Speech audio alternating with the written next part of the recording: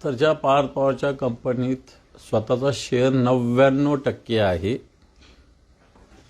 99%, जर त्यांचा या सगळ्याच्यात, आणि ही काही चौकशी फक्त पार्थ पवारच्या विषयी नाही आहे, नसली पाहिजे.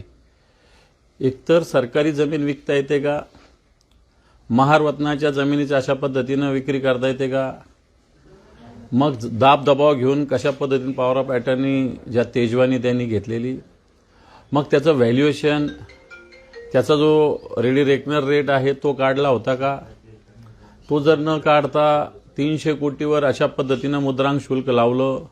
आता हे मुद्रांक शुल्क, ही जमीन जर रद्द व्यवहार करायचा तर ज्याच्या नावावर केलं त्याला आधीचा आणि आता पुन्हा तेवढाच असा मुद्रांक शुल्क भरावं लागेल.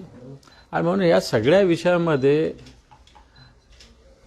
पार्थ पवार ज्या कंपनीचे संचालक आणि ज्याचा 99% शेअर आहे त्याचं नाव याच्यात येत नाही, आणि ज्याचा 1% शेअर आहे. मला असं वाटतं येणाऱ्या काळात महाराष्ट्रात काय देशात सुद्धा जर अशा घटना गेल्या तर मला असं वाटतं सरकारने अशाच पद्धतीनं न्याय सगळ्यांनाही द्यावा. 1% आता एखाद्या वेळेस एखादा 0.1% सुद्धा शेअर होल्डर येतील, आणि नंतर 99.99 वाले त्याच्या नावावर काही गोष्टी करतील, चुकीचे कामं करतील आणि त्याला कायद्याच्या खचाट्यात आणतील. मग ही वृत्ती येणार काळात होऊ शकते. त्यामुळं पार्थ पवार सुटेल नाही तर अडकेल याच्यापेक्षा म्हातारी मेल्याचं दुःख नाही, पण काळ सोसावेल, आणि मग सरकारला याच्यामध्ये जो न्याय पार्थ पवारला लागला तो इतरांना सुद्धा लावावा लागेल.